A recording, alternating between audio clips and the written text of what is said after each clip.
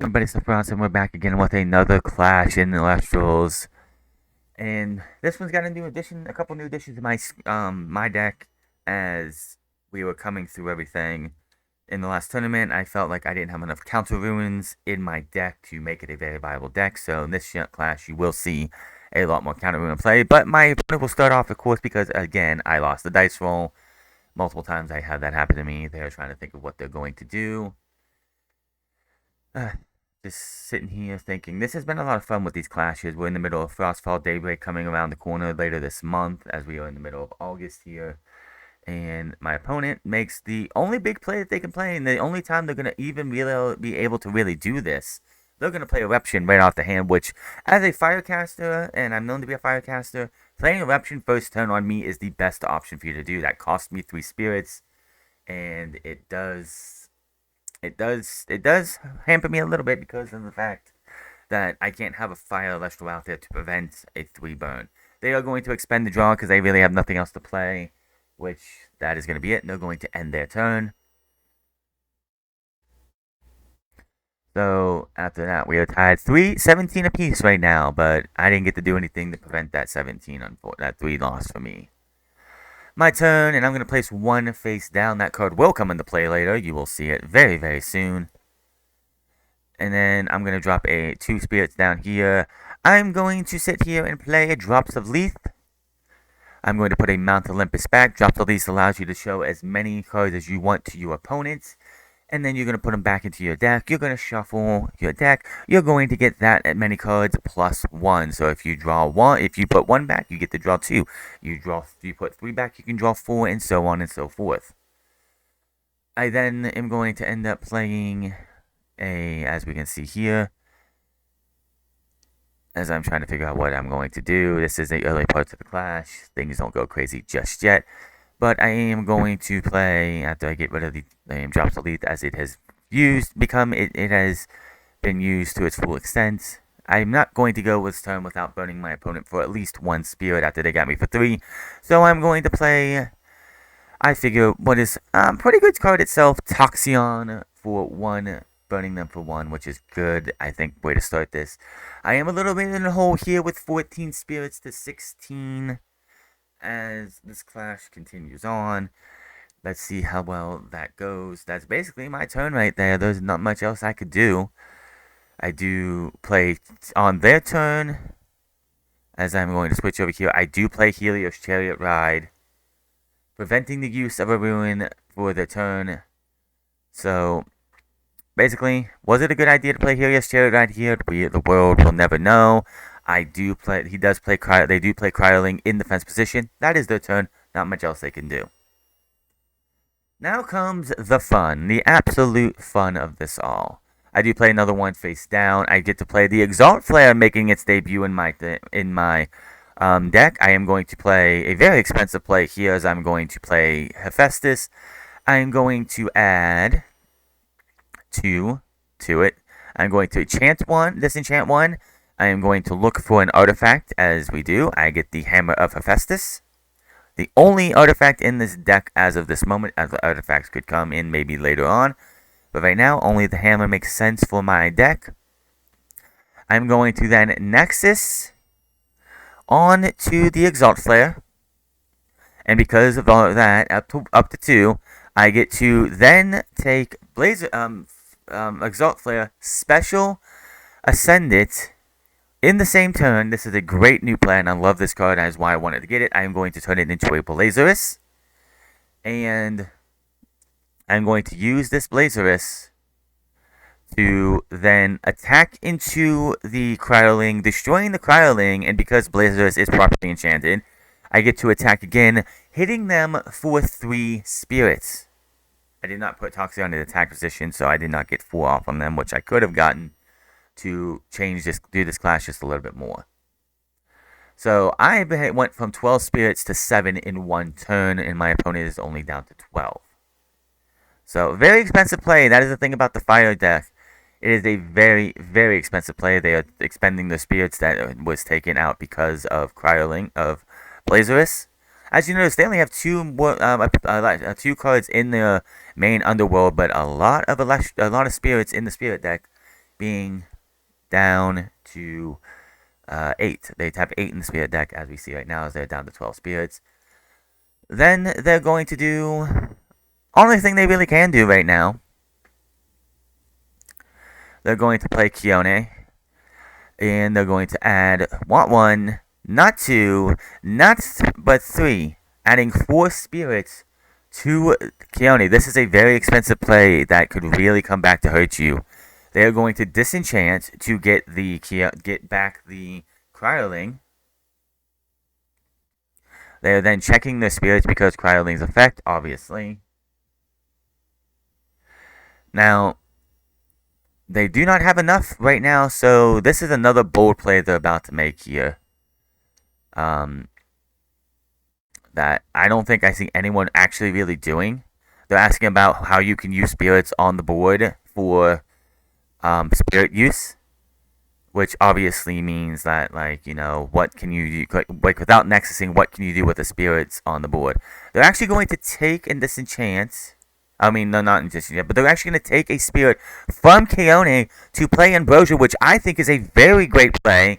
It does keep your spirit bank to where it is, so instead of costing yourself a spirit, you add 3 to your spirit deck without losing one. So instead of saying like you had 10 spirits and now you only have 12 spirits, you actually go from 10 to 13 because you keep that one on Keone that you use on Keone. That's a very smart play. They do grab the Cryover, and this is another reason why they wanted to do this, because they are able to grab Cryovern out of their deck. Unfortunately, they are kind of out of Frost Spirits. I don't get how they could have ran out of Frost Spirits. I think taking and putting 4 on Keone was a mistake in their end. But they do get the Cryovern up. It is misenchanted here. So there's no way to get in the Cryo Scorch unless they were able to, like, you know, draw Cryo Scorch from their hand. So, from their deck. So, that's all they really can do for this hand here. They're going to end their turn right there. And now it is my turn here, as you can see this. 7 to 9 is the spirit deck count coming out of that turn. Very expensive play, but not as expensive as it could have been. I lost the spirit. That's why you can see my ugly mug coming on the screen here. Now, they did not crash into, which was a very smart play for them as well. I'm about to play a smart play here, as I have an extra spirit on my Lazarus. I will take 1, put it on the hammer with 1 from my spirit deck to cost me 1 less spirit, and play the Hammer of Hephaestus to be able to boost up Lazarus and allow Blazers to go from 7 to 9 to 9, allowing me to hit into the Cryovern and take out the Cryovern, preventing any chance of a Cryo Scorch to show up on their turn.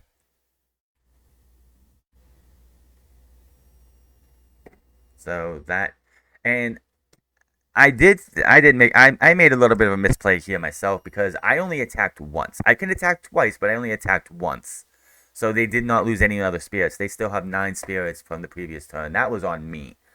I even sat there and was like, no, and only attacked once, which in the end, we'll see how this goes. They draw. They're going to do another bold play here. They're going to look through a spirit deck, see what's the best play for them.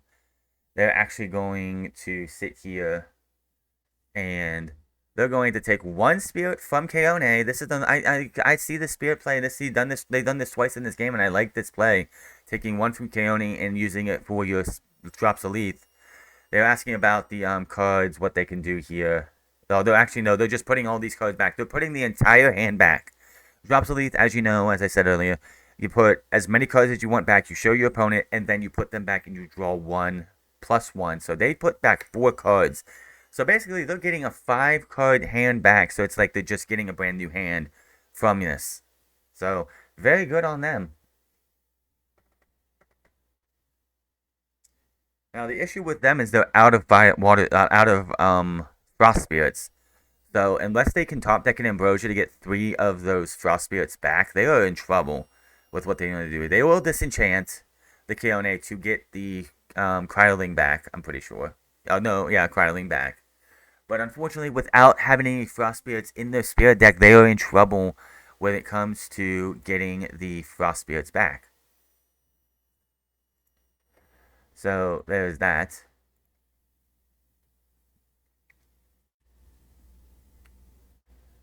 So now, only thing they really can do here is hope for a top. Basically, all they can hope for this game Clash to go their ways, they need a top deck Ambrosia. They need to. They will play a Harpoon in defense position to look up a one-cost Frost Spirit Alestral, which again does not have any hope for them right now with its effect or anything because of them out of Frost Spirits. All the Frost Spirits are in the Underworld, which again, like with the fact that they were able to play with the Spirit deck with the Kione and not having to waste those Spirits, and the Spirit deck was a good play, but the fact that they don't have any Frost Spirits in the Spirit deck, it does kind of limit what they can do. This is basically just the great old Cryo Scorch deck. They have not many any edits to this deck at this time. They're looking to think what they can do, which honestly, not much they can do for themselves. There's the Cryo Scorch, as you can see there. They are showing their deck. I do tell people to try your best not to do that. Stellar Frigicub, always a fun one to get. I do have a couple of those myself. I did have 3, but I gave one to my sister as a gift. Just because, I'm trying to give her a nice little collection of Alestrals to have too. So, there's that. So yeah. Not the best start for them. They will put 1 down. They will set 2 down. And they will end their turn. It's my turn now. I have a plan. If you know this deck here, you know what to do. I'm playing Ambrosia, which I absolutely need. To be able to do what I want to do, I need Ambrosia. I need the Ambrosia. And then I will play a Necro up in attack position. I do not attack because I have bigger plans for this deck. Ooh, ha, ha, ha, ha. But, yeah. So I played that, end of my turn. Not much else I really do. We are at 7 each as you see. I did not do what they did, and I probably should have, because I would have been at 8 spirits instead of 7. Obviously, if you're somebody who plays this deck, you want to Kindler or Nexus. That's why I keep the thing on. They will play another Harpoon. Look for another Frost. It's 1-cost Frost Celestial. They really have nothing else they can really do. Like that, they get another Stellar Frigicub. They are hoping that they can absolutely just shuffle into getting that Ambrosia at the top of the deck. I get to finally do on draw. I will play my second Helios Chariot Ride, which is such a good card to have, and I'm so glad I added it to this deck. I will able to attack and destroy both Harpoons with Blazerus, allowing me, and by the way, I'm supposed to put Toxion in the attack position here. I already declared I would. I totally forgot to just move it, but because I was so excited to do what I'm going to do here and play Trifernal for the first time in a while and get him out properly to ascend into Trifernal, which, after I remember that, oh yeah, I was supposed to put Toxion into attack position, and the Helios Chariot Ride being played already, preventing them from using runes.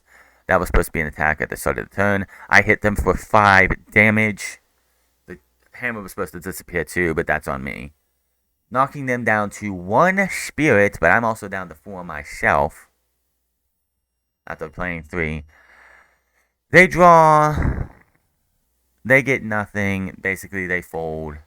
And that is going to be your cast. That is going to be your clash for this time.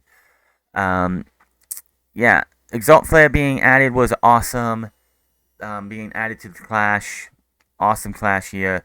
I want to thank my opponent. They were awesome. This is the 3rd game we did play. It was the best of the 3, which is why it's making it to YouTube.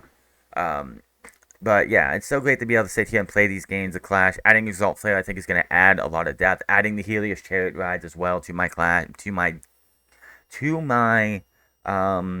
deck, 2 of them, is going to help with my counter ruins. I only had like 5 counter ruins in this entire deck. I had like 3 Shields of Achilles and 2 Gorgon's Gates, and that's all I had, and that's not enough.